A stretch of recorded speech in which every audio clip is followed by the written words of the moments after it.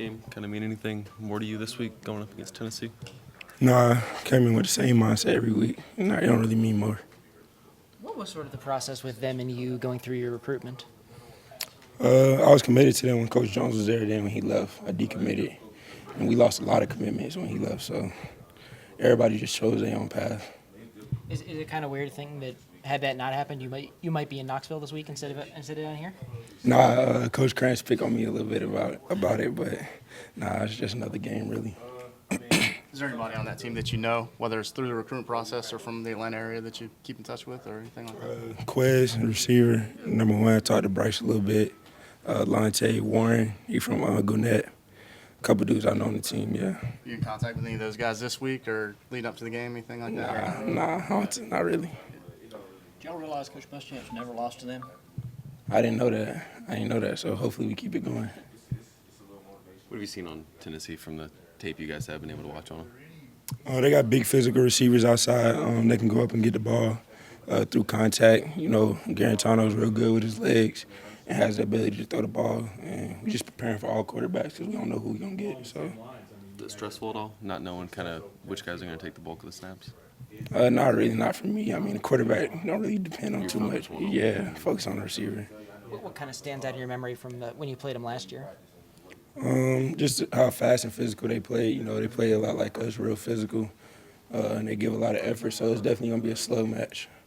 Is there almost a danger factor in this is a team that they lost to BYU and Georgia State early, but they still kind of have that SEC talent level and they're still a pretty good team?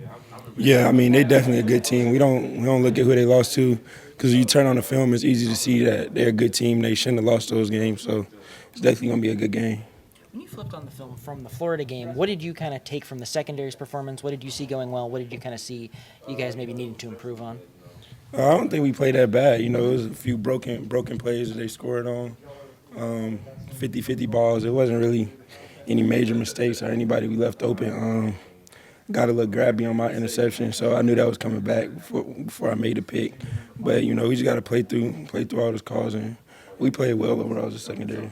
On that play, is it just a matter of you're kind of swinging a hand and his face kind of just catches you right a little bit, or? Yeah, I mean, I seen him. He came down, so I was thinking he was getting in the run game to block the linebacker because they do that a lot, and he jetted back out, so I was just trying to reach for something, and I caught him, but it happens, just on to the next play. And when you talk about sort of you played well, but maybe they had a few broken plays here and there, is that just kind of a little sort of those small breaks, those finer things where if you're a little faster or someone's in, a few steps over, you're probably in good shape and just have to, I guess go a little harder to make up for that almost? Or? I mean, it's football. They have good athletes. We have good athletes.